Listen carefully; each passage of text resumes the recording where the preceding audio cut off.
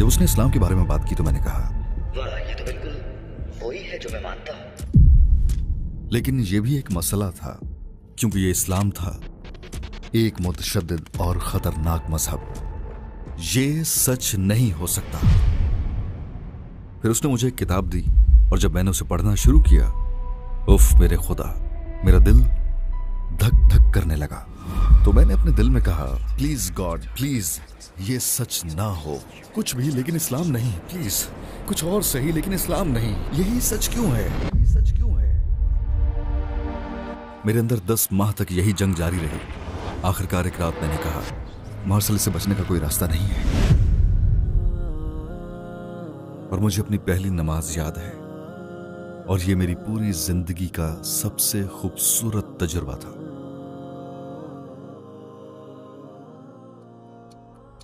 अस्सलाम वालेकुम भाई मार्शल क्रिस, हमारी दावत कबूल करने के लिए आपका शुक्रिया। टुवर्ड्स एटर्निटी में आपका खैर मकदम करते हैं। मेरा पहला सवाल ये है कि मार्शल क्रिस कौन है? क्या आप ब्रीफली अपनी जिंदगी के बारे में बताएंगे? वालेकुम अस्सलाम व रहमतुल्लाहि व बरकातुहू। सबसे पहले तो इस दावत के लिए शुक्रिया।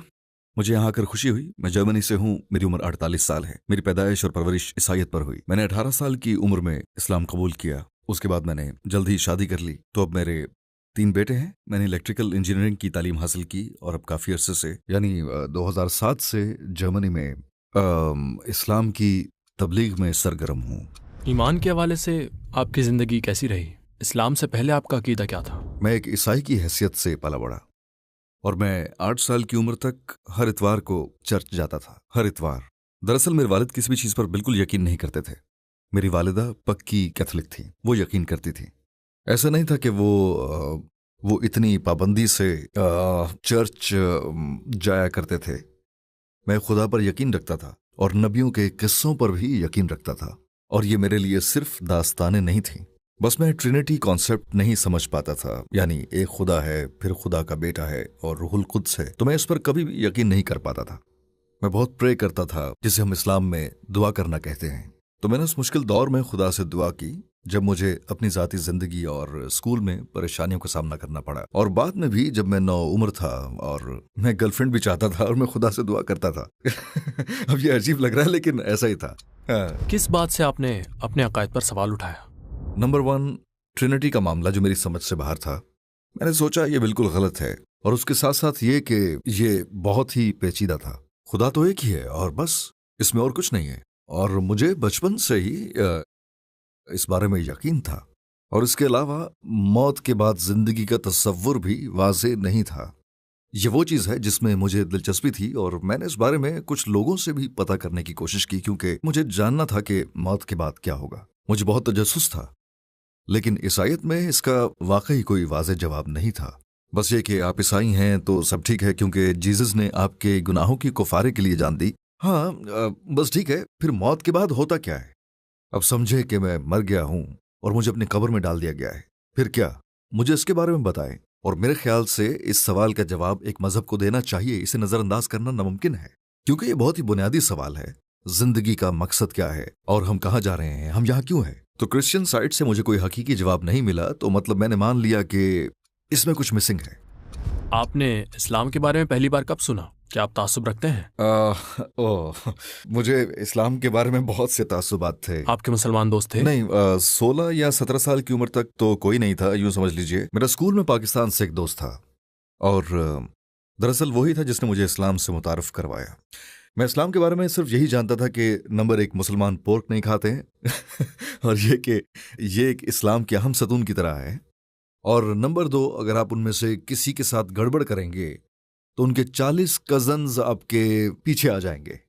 इस्लाम के बारे में मैं सिर्फ इतना ही जानता था, और बदकिस्मती से इस बारे में मेरा इल्म मीडिया की सुनी सुनाई बातों तक था। और इस्लाम के बारे में मीडिया की हमेशा से एक ही कहानी रही है, जिसमें आपको असल इस्लाम के बारे में सुनने को कुछ भी नहीं मिलता, बस सिर्फ इस्लामी ममालिक के बारे में मिलता है। और जो सुनने को मिलता है वो भी आम तौर पर जंग के बारे में ही सुनते हैं, जैसे कोई टेररिस्ट अटैक या ऐसा ही कुछ और। यही वजह है कि मैं इस्लाम को मुतशद्दिद मजहब समझता था, यानी बैकवर्ड और खतरनाक किस्म का। हाँ, बस मुसलमान होने से पहले मेरे जहन में इस्लाम का यही तस्वुर था। आपका इस्लामी सफर कैसे शुरू हुआ? इस्लाम की किस बात ने आपको सबसे ज्यादा मुतासिर किया? स्कूल में मेरी मुलाकात एक पाकिस्तानी दोस्त से हुई। उसने मुझसे इस्लाम के बारे में बात करना शुरू की। शुरू में उसने इस्लाम का जिक्र बिल्कुल नहीं किया, उसने खुदा के बारे में बात की कि आप एक खुदा पर यकीन रखते हैं और आपको यकीन है कि सिर्फ एक खुदा है और ट्रिनिटी या कोई और चीज़ नहीं है। जाहिर है मैंने भी उसकी हाँ में हाँ मिला दी। और फिर उसने मुझसे पूछा आपका इस्लाम के बारे में क्या ख्याल है। उसने सवाल पूछा और मैंने कहा इस्लाम क्यों। और जब उसने इस्लाम के बारे में बात करना शुरू की तो मैं बहुत जल्द समझ गया कि ये बिल्कुल वही है जिस पर मेरा यकीन है। उसने मुझे खुदा के बारे में बताया और उसने उस खुदा के बारे में बयान दिया कि वो कादिर मुतलक है, सबसे ताकतवर है। उसने इस्लाम के बारे में बात की तो मैंने कहा वाह, ये बिल्कुल वही है जिसका मैं यकीन करता हूं।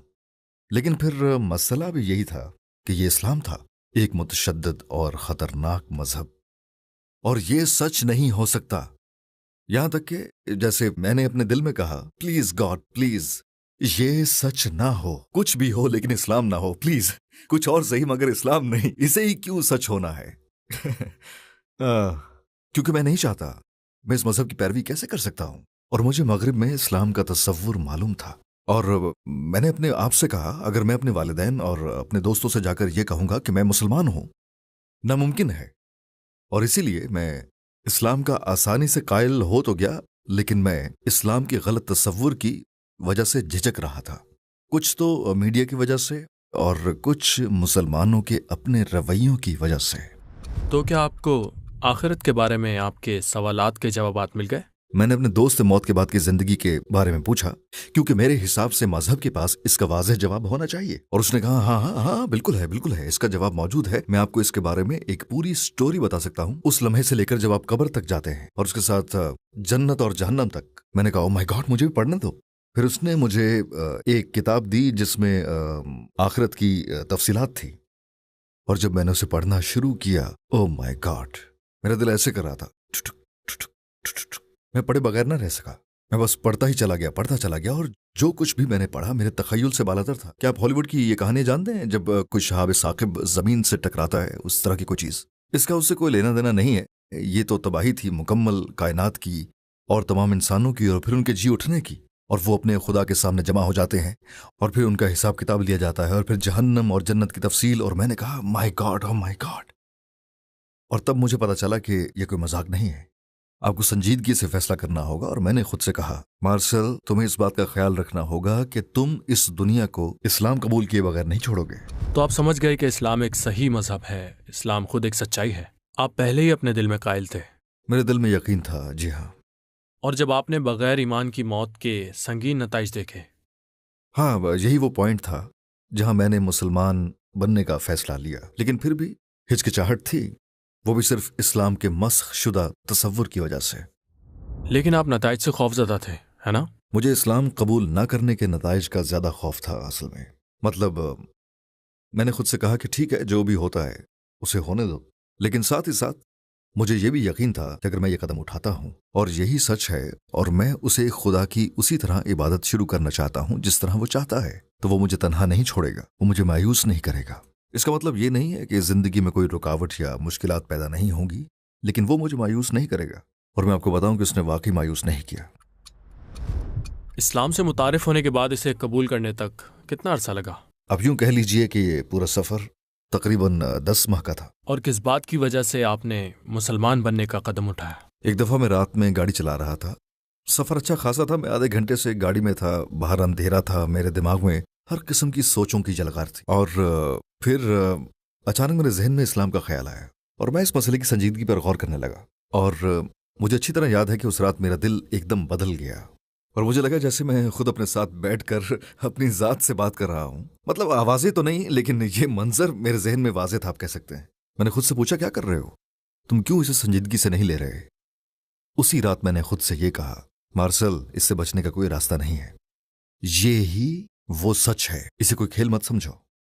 आप अपनी जॉब या यहां तक कि अपनी शादी, जिंदगी में बहुत सी चीजों के बारे में गलत फैसला कर सकते हो, लेकिन यहां बात हो रही है इटर्निटी की, जो कि कुछ ऐसी चीज है जिसे मैं ठीक से शायद समझ नहीं पा रहा।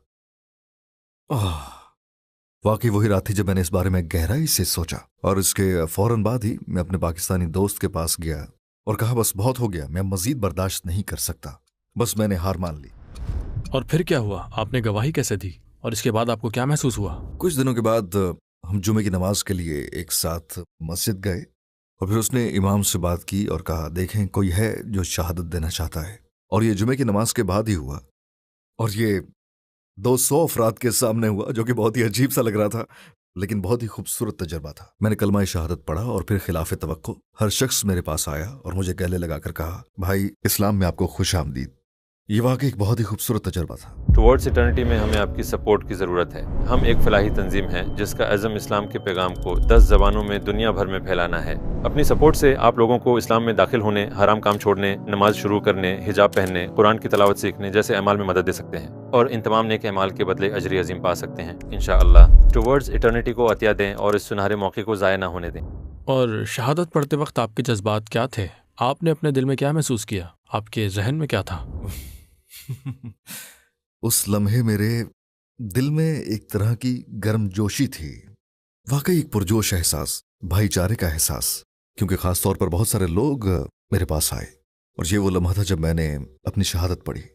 और फिर मुझे अपनी पहली नमाज याद है, जो कि मेरी पूरी जिंदगी का सबसे खूबसूरत तजर्बा था। पहली बार जब मैंने खुदा के सामने सजदा किया, और जब मैंने सजदा किया तो खुदा की कसम मैं सजदे से उठना नहीं चाहता था। मैंने कहा, मैं पूरी जिंदगी इस लम्हे को बिल्कुल नहीं भूलूंगा। ये उस किस्म की खुशी है जिसे आप सड़कों पर $50 में खरीद सकते हैं। वो सफेद पाउडर जिसे आप अपनी नाक से सूंघते हैं, वो तो केमिकल रिएक्शन है। और एक दफा शहादत पढ़कर इस्लाम में दाखिल हो गया तो खुशी की ये तलाश खत्म हो गई। और ये इस्लाम से पहले और बाद वाले मार्शल के दरमियान सबसे बड़ा फर्क है। इसका मतलब ये नहीं है कि आप जिंदगी में रुकावटों या मुश्किलात का सामना नहीं करते, लेकिन ये कि आप दिल में सुकून महसूस करते हैं और आप कहते हैं, ओके मैं हैंडल कर सकता हूं। कुछ ईसाई हैं जो कहते हैं, जब मैं दुआ करता हूं तो मुझे रूहानियत और खुदा से ताल्लुक महसूस होता है, मुझे किसी नई चीज की जरूरत नहीं है। आप ऐसे शख्स या लोगों से क्या कहना चाहेंगे? मैं इससे इनकार नहीं करूंगा कि आप दूसरे मजाहिब में जज्बात नहीं पा सकते हैं, लेकिन दो चीजें हैं। नंबर एक, जज्बात जो कि आप किसी भी चीज से हासिल कर सकते हैं। आपने कभी देखा है कि लोग फुटबॉल गेम देख रहे हैं, जैसे आलमी चैंपियनशिप थी, तसव्वुर करें कि स्पेनिश लोग अपनी टीम को चैंपियनशिप जीतता देख रहे हैं। ये उनके जज्बात हैं, लेकिन इसका खुदा या किसी भी चीज से कोई लेना देना नहीं है। लिहाजा खुद जज्बात जो है वो कुछ ज्यादा मानी नहीं रखते हैं। और नंबर दो, अहम बात ये कि मजहब के हवाले से ये सच होना चाहिए जो भी आपको एहसास के तौर पर देता है। यहां तक कि अगर आप किसी दूसरे मजहब से खुश हैं, मैं इसका फैसला नहीं कर सकता, लेकिन क्या यह सच है या नहीं, ऐसा है कि सच्चाई आपकी मर्जी पर नहीं चलती। खुदा ने हमें किसी चीज को समझने के लिए जहन दिया है, तो आपके पास किसी ऐसी चीज पर यकीन रखने का उज़र नहीं है जो आपके जहन से मुतसादिम है। जाहिर है कोई भी कबूल नहीं करेगा, लेकिन फिर भी आप कहते हैं कि मैं इस पर यकीन करता हूं क्योंकि मैं इसी तरह पैदा हुआ था, या क्योंकि मेरे वालिदैन इस पर यकीन रखते थे। हम खुदा से तवक्को नहीं कर सकते कि वो इससे किसी उज़र के तौर पर कबूल करेगा। बहुत से लोग अपने शहादत देने के लम्हात बयान करते हैं, जैसे मेरे कंधों से एक बहुत बड़ा बोझ उतर गया, मेरा दिल हल्का हो गया। क्या आपके साथ भी ऐसा हुआ? ऐसा ही हुआ, बिल्कुल। और अब मैं दूसरों को ये बता रहा हूं। जब मैं किसी को हिचकिचाते हुए देखता हूं तो मैं हमेशा कहता हूं कि मुझे पता है तुम क्या महसूस कर रहे हो। और अभी शहादत देना आपके सर पर पहाड़ की तरह लगता है, लेकिन मैं आपको जमानत देता हूं कि एक बार जब आप शहादत देते हैं तो ये पहाड़ गायब हो जाता है। आपको ऐसे लगता है जैसे आपके कंधों से बोझ उतर गया है। शायद यही एक वजह है कि लोग हिचकिचाते हैं। आप अपने सर पे एक पहाड़ देखते हैं, लेकिन ऐसा नहीं है, क्योंकि आपको ये कदम उठाना होगा। ये ऐसी है जैसे खुदा आपसे कह रहा है कि अब बस कर डालो। ये शुरू में मुश्किल लगता है, लेकिन आपको पहला कदम तो उठाना होगा। आपको एक कदम मेरे पास आना है और मैं आपकी तरफ 10 कदम आऊंगा, लेकिन पहला कदम आपको उठाना होगा। कोई जबरदस्ती नहीं है, ये सिर्फ आपका फैसला है, लेकिन जरूर उठाएं और फिर देखेंगे क्या होता है। जब मैंने शहादत दी तो ये तकरीबन 10 माह की मज़ाहमत के बाद था। ये एक अंदरूनी जंग थी, एक अंदरूनी जद्दोजहद थी, ये जानते हुए कि ये सच है, लेकिन बाज़ औक़ात इसे कबूल न करने के बहाने तलाश करने की कोशिश करना। तकरीबन 10 माह तक अपने अंदर मैं हालत जंग में रहा, और फिर अचानक ये जंग खत्म हो गई। और ये दूसरी जंगों की तरह ही है जिसके खत्म होने पर आप खुश होते हैं, लेकिन ये इस तरह नहीं है कि आपको शिकस्त होगी, आप इसमें सुरखरू होकर निकलते हैं। मैंने भी दिल में यही महसूस किया, यही सही फैसला था। बस मैंने अपने आप से पूछा कि मैंने इसे कबूल करने में इतना टाइम क्यों लगाया। आपकी फैमिली और दोस्तों का रद्द-ए-अमल कैसा रहा? ओ मत पूछे मत पूछे। सबसे पहले तो मैं ये कहना चाहूँगा कि मैंने अपनी फैमिली के हवाले से बहुत बड़ी गलती की। मैंने जैसा कि बताया कि मैं 10 माह तक अपने दिल को कायल करता रहा, लेकिन पहला कदम उठाने की हिम्मत नहीं की। इन 10 माह के दौरान मैंने अपने वालिदैन से इस्लाम के बारे में एक दफ़ा भी बात नहीं की, एक सेकंड भी नहीं। उन्हें पता ही नहीं था कि मैं इस पर किताबें पढ़ रहा हूँ या अपने दोस्त से बातचीत कर रहा हूँ, कुछ भी नहीं। और फिर मैंने इस्लाम कबूल कर लिया। और शुरू में मैं अपने वालिदैन को नहीं बताना चाहता था, क्योंकि मैं जानता था कि एक बड़ा किस्सा बन जाएगा, क्योंकि वो तो इस बारे में कुछ भी नहीं जानते थे। लेकिन मसला ये हुआ कि जब मैंने इस्लाम कबूल किया तो वो 1995 का आगाज था, जनवरी 1995 का। मेरे ख्याल में पहला जुमा था उस साल का। अगर आप कैलेंडर चेक करें तो 1995 में रमज़ानुल मुबारक का आगाज जनवरी के आखिर में हुआ, शायद 26 जनवरी। इसका मतलब ये आप कह सकते हैं 3 हफ्तों बाद। और जाहिर है मैं रोज़ा रखना चाहता था, लेकिन मैं अपने घर वालों के साथ था। मैं अपनी वालिदा को कैसे समझाता कि 30 दिन तक मैं आपके साथ लंच नहीं करूंगा। पानी भी नहीं पियेंगे। हाँ, तो बस मुझे पता था अगले 3 हफ्तों में मुझे वालिदैन से बात करनी है, वरना मैं कम से कम मजीद 6 माह इस शशुपंज में रहता। तो उनको तैयार करने का वक्त नहीं था और फरार का कोई रास्ता भी नहीं था मेरे पास। तो रमज़ान से 4 दिन पहले मैंने कमरे में दुआ की और फिर उसके बाद मैं नीचे चला गया। शाम के 8 बजे का वक्त था और मेरे वालिदैन लिविंग रूम में बैठे टीवी देख रहे थे। मैं दरवाजे के सामने खड़ा था और मैंने कहा, या अल्लाह, ए खुदा, इसे आसान बना दे। चुनांचे मैंने दरवाज़ा खोला और अपने वालिदैन से कहा कि मॉम, डैड, मेरे पास आपके लिए एक खबर है। उन्होंने मुझे ऐसे सवालिया नज़रों से देखा और कहा कि क्या हुआ, कौन सी खबर? तो मैंने झट से उन्हें ये बता दिया कि मैं मुसलमान हो गया हूँ। और फिर मुझे अपने वालिद का रद्द-ए-अमल याद है। उनका वो पहला जुमला, उन्होंने कहा कि मुसलमान, वो तो सब दहशतगर्द हैं। ये उनका पहला रद्द-ए-अमल था। और ये 1995 की बात है, यहां तक कि 9/11 से भी पहले। 1995, मुसलमान, वो तो सब दहशतगर्द हैं। पहला जुमला यही था। मेरी वालिदा तो बस हिस्टेरिकल हो गई। मतलब उस शाम वो वाकई अपने हवास खो बैठी, क्योंकि शायद वो बहुत ज्यादा खौफजदा थी, बहुत ही ज्यादा। बल्कि मेरे मामू ने बरसों बाद फिर मुझे बताया कि मेरी वालिदा ने उस रात उन्हें फोन किया था। सिर्फ वो अपने भाई से बात करना चाहती थी। और मामू ने बताया मुझे कि रात का वक्त था, 10 या 11 बजे का। उन्होंने फोन उठाया और उन्होंने मेरी माँ की आवाज सुनी। उन्होंने मार्शल को छीन लिया, उन्होंने मार्शल को छीन लिया। ये पहली बात थी उनकी, ये वो पहला जुमला था, पहली बात थी जो उन्होंने सुनी, मेरी माँ की आवाज सुनी। उन्होंने मार्शल को छीन लिया, मार्शल को छीन लिया। उन्होंने कहा, क्या हुआ, किसने छीन लिया, क्या हुआ? मुझे यकीन है कि उन्हें खुद भी नहीं पता था कि उस रात उन्होंने क्या कहा। लेकिन जैसा कि मैंने कहा कि मेरी तरफ से ये एक बहुत बड़ी गलती थी कि मैंने उनसे पूरे 10 माह के दौरान इस्लाम की कोई बात नहीं की। क्या मस्बत असरात मुरतब हुए? क्या कोई जर्मन शख्स आपके पास आया और कहा, मुझे नहीं मालूम था कि इस्लाम इस तरह है, या अब मेरे ख्यालात बदल गए हैं? क्या आपकी ऐसी गुफ्तगू हुई? जी बिल्कुल। स्कूल में बहुत से मुझसे मामूल के सवालात पूछते थे। अब तुम शादी कर सकते हो? अच्छा, तुम इसलिए मुसलमान हुए ताकि 4 शादियां रचा सको। अब मैं समझा तुम अब 4 बीवियां रख सकते हो। ये पहले नंबर पर था। दूसरे नंबर पे हर वक्त जिहाद, हर वक्त यही पूछते थे, मुकद्दस जंग। कुछ लोग पूछते थे, क्या तुम तमाम काफिरों को मारने जा रहे हो? क्या तुम हमारी जुबानें काटोगे? ये ऐसी चीजें ऐसे इमेज लेके बैठे हुए थे। उन्हें लगता है मुसलमान सिर्फ वही है जिसके हाथ में तलवार है। अच्छा। हाँ, तो बस इसी किस्म के सवालात पूछते थे। और जब आपने हयात तैयबा के बारे में जाना और सीखा तो हजरत मोहम्मद सल्लल्लाहु अलैहि वसल्लम की किस बात से ज्यादा मुतासिर हुए? मैं सबसे ज्यादा हजरत मोहम्मद सल्लल्लाहु अलैहि वसल्लम की रहमत को सराहता हूँ। जब मैं पढ़ता हूँ कि उन्होंने नबी करीम के साथ कैसा सलूक किया, फिर उन्होंने कई जंगें लड़ी और कई लड़ाइयाँ लड़ी, और फिर आप मक्का वापस चले आते हैं और फातिह बनकर मक्का में दाखिल होते हैं। और मैंने इसका मुआजना तारीख की उन तमाम दीगर मिसालों से किया कि जब किसी के साथ इस तरह से सलूक किया गया और वो वापस आया और फातिह कहलाया, तब वो लोगों को किस तरह ट्रीट करता है। जबकि आप मक्का में दाखिल होते हैं और लोग आपके आसपास जमा हो रहे हैं, आपने उनसे पूछा, आपको क्या लगता है कि मैं आपके साथ क्या करने वाला हूं? और वो कहते हैं कि हम आपको जानते हैं, आपसे बेहतरीन सलूक की तवक्को करते हैं। और फिर आपने फरमाया, ठीक है, तुम सब जा सकते हो।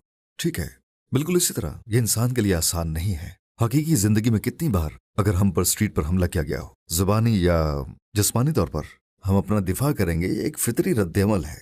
लेकिन ये सब हजम करना अल्लाह के पैगाम की खातिर आसान नहीं है, क्योंकि आप बनी नौ इंसान के लिए मिसाल हैं। आपने अपनी अना के आगे हार नहीं मानी। क्या हम ये कर सकते हैं? मैं इस्लाम की ऐसी मिसाल तो पेश नहीं कर सकता। मैं तो एक आम सा मुसलमान हूं, लेकिन वो इस पैगाम के नुमाइंदे और रसूल हैं। उन्होंने जिंदगी के हर लम्हे के बारे में गौर व फिक्र से काम लिया और वो उसमें कामयाब रहे। उन्होंने अपनी अना को कंट्रोल किया। यहां तक कि जब आपने जंग लड़ी तो वो भी अना की खातिर नहीं लड़ी। ये इसलिए नहीं था कि मैं इंतकामी कार्रवाई करना चाहता हूं या कुछ और, लेकिन ये उस पैगाम की खातिर था। मैं आप सल्लल्लाहु अलैहि वसल्लम की सिफ्त का मद्दा हूं। यही। अगर आपको हयात तैयबा देखने का मौका मिले तो कौन सा दिन देखना पसंद करेंगे? उनकी जिंदगी का आखिरी दिन। मुझे एक चीज याद है जो मैंने सीरत में पढ़ी थी, ये कि उस आखिरी दिन जब सहाबा मस्जिद में नमाज पढ़ रहे थे, आप अपने हुजरे में थे क्योंकि नमाज में शिरकत करने की ताकत नहीं थी, और आपने अपने हुजरे का पर्दा उठाया, नमाज में खड़े सहाबा की तरफ देखने लगे और मुस्कुराए। आप मुस्कुराए क्योंकि अब आप इस दुनिया से सुकून से रुखसत हो सकते थे। वो नामुमकिन मकसद जो 23 साल पहले शुरू हुआ था, आपने उसे मुकम्मल कर दिया, आपने कर दिखाया। जरा सोचिए, अल्लाह ने आपको कितनी बड़ी जिम्मेदारी सौंपी थी। पहली वही जिसके बाद आपको अपने लोगों के पास जाना था, उस वक्त एक एक के पास जाकर उन्हें युकाइल करना था, बताना था कि देखो मैं खुदा का रसूल हूं, मेरे पास एक फरिश्ता आया है, अगर आप मेरी पैरवी नहीं करते तो जहन्नम की आग में जा सकते हैं। कितना अजीबोगरीब लगता है। जरा सोचिए कि आपको अपने पड़ोसी को यह बताना है, वो आपको दीवाना समझेगा जैसे मक्का के लोगों ने समझा। ये क्रेजी स्टोरी है। ऐसी अगर आप इसे खास जाविये से देखें तो ये वाकई एक क्रेजी स्टोरी है। और भी बहुत सारी रुकावटें थी अपनी जिंदगी के बहुत सारे लम्हात में। उन्होंने सोचा होगा कि अब मैं क्या करूं। मुझे वो दिन याद है जब आप ताइफ तशरीफ लाए तो लोगों ने आपसे क्या सलूक किया, और जब हम उस दुआ को पढ़ते हैं जो कि आपने वहां के लोगों के लिए ऐसे सलूक के बाद की, तो हमें ऐसे शख्स की झलक नजर आती है जिसके आगे एक मकसद है और सारे दरवाजे बंद है, जो खुदा से कह रहा है क्या करूं, मैं कहां जाऊं, क्या मैं मक्का वापस जा सकता हूं, मैं ताइफ नहीं जा सकता, मैं यहां बैठा हूं, मुझे कहां जाना है, क्या करना है। और इस तरह के आपकी जिंदगी में बेशुमार वाकयात हैं। अब आखिरी दिन की बात करते हैं। अब अपने साथियों को नमाज में खड़ा देख रहे हैं। मकसद पूरा हो चुका, मकसद पूरा हो चुका था। आप मुस्कुराए। क्या आपके इर्द गिर्द आपसे इंस्पायर होकर कोई मुसलमान हुआ है? सिर्फ मेरी बीवी। मैंने इस्लाम कबूल किया और चंद माह बाद उसने भी मुझे फॉलो किया और फिर हमने शादी की। यही वजह थी कि मेरी शादी बहुत कम उम्री में हो गई। जब आपने सुना कि वो मुसलमान बनने के लिए तैयार है तो उन एहसासात की वजाहत करें। हमेशा मैंने इसकी ख्वाहिश की थी। वो वही थी जिसके साथ मैं अपनी फैमिली बनाना चाहता था। जाहिर है मुसलमान औरत के साथ मैं घर बसाना चाहता था। तो मेरी यही ख्वाहिश थी कि वो इस्लाम कबूल करे और मैंने बहुत दुआ की उसके लिए। मुझे वैसी तवक्को नहीं थी कि वो मुसलमान हो जाएगी, लेकिन आखिरकार जैसा कि मैंने कहा ये एक संजीदा मसला है। ये इस बात पर मुनहसिर है कि आप इसे संजीदगी से लेने के लिए तैयार हैं। हम बात कर रहे हैं इटर्निटी के बारे में। मैंने कभी कभी लोगों को यही मिसाल दी कि आखिर किस चीज के बारे में ज्यादा फिक्र करनी चाहिए, 80 साल के मुस्तकबिल की या 80 अरब साल के मुस्तकबिल की। और इससे लोग गौर करते हैं। हाँ, हमारे पास शायद 80 या 90 साल हैं, शायद 50, हम नहीं जानते, लेकिन ये बहुत ही महदूद है। उसके बाद अब्दियत शुरू होती है। ये जिंदगी की सबसे संजीदा बात है। मुझे इसका एहसास हुआ और उसे भी एहसास हुआ। तो उन्होंने कैसे आकर आपको बताया? क्या आप हमें बता सकते हैं? हम अपने पाकिस्तानी दोस्त की तरफ गए। उस वक्त वो एक तालिब इल्म था। मैंने अचानक उसे देखा। आपने नोटिस किया होगा कि जब किसी को कोई अहम ऐलान करना होता है, उसी तरह से वो भी ऐसे ही नर्वस सी खड़ी थी, बैठ नहीं रही थी। मैं और मेरे दोस्त वहीं बैठे हुए थे और वो दरवाजे पर खड़ी थी और ये कहा, ओके अब आगे क्या होगा। और फिर वो मुस्कुराई और कहा कि आज मैं यहाँ आपको इन्फॉर्म करने आई हूँ कि मैं मुसलमान बनना चाहती हूँ। मैं और मेरे दोस्त एक दूसरे को देखने लगे और मैंने कहा, उफ वाह। ये वो लम्हा था जब उसने कलमा शहादत पढ़ा, वहाँ हम दोनों के बिल्कुल सामने। और ये वाकई जिंदगी के सबसे ज्यादा खुशगवार लम्हात में से एक था। मुसलमान बनने के बाद सबसे बड़े किस चैलेंज का सामना करना पड़ा? सबसे बड़ा चैलेंज मुसलमान बनने के बाद दरअसल खुद को एक बिल्कुल अलग ही कल्चर का आदी बनाना था। मैं मस्जिद में था जहां मैंने नमाज में शिरकत की। वो मस्जिद तकरीबन 2,80,000 लोगों के शहर में वाक़ थी और मेरे ख्याल में वहाँ 3-4 और भी जर्मन कॉन्वर्ट्स थे। और वहाँ मुझे वाकई उस वक्त अपना अजनबी लगा। हाँ, ऐसा है, ये कभी कभी मुश्किल लगता है। आपने अपने इस एहसास पर किस तरह काबू पाया और किस तरह मैनेज किया? एक चीज थी जिसने इसे आसान बना दिया। इस्लामी कल्चर की एक चीज मुझे वाकई बहुत पसंद है और वो है सभी भाइयों को खुशामदीद कहना। जब मैं मस्जिद आया और भाइयों ने सुना कि मैं मुसलमान हूं तो हर एक ने मदद करने की कोशिश की। अगर आपका कोई सवाल है तो आ जाओ, मेरे साथ बैठो, और अगर आप मेरे घर पर जाना चाहते हो, सोना चाहते हो तो खुशामदीद। मतलब ये कि एक जर्मन के लिए ये गैर मामूली बात है। यूं कहने के वो बहुत सखी लोग थे और ये एक आसानी पैदा करने वाला खुश आइंद कल्चर था।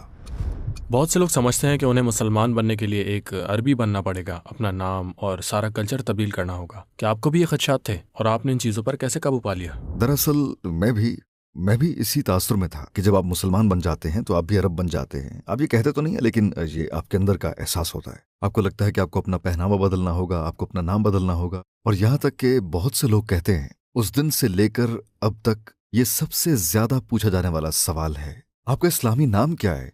मैं कहता हूँ मार्शल। नहीं नहीं नहीं नहीं नहीं, इस्लामी नाम मार्शल है। ओह नहीं, अभी तक नाम नहीं बदला। ये बहुत ही अजीब बात है। वैसे भी इसके अलावा ये इस्लाम के बारे में एक गलत सा इमेज देता है, क्योंकि दरअसल इस्लाम जब फैला तो इसने मुख्तलिफ सकाफतों को कबूल किया, सिवाय उन हिस्सों के जिसकी हमारे मजहब में इजाजत नहीं है। मिसाल के तौर पर यह फैला जहाँ के कल्चर में शराब पीना मामूल था।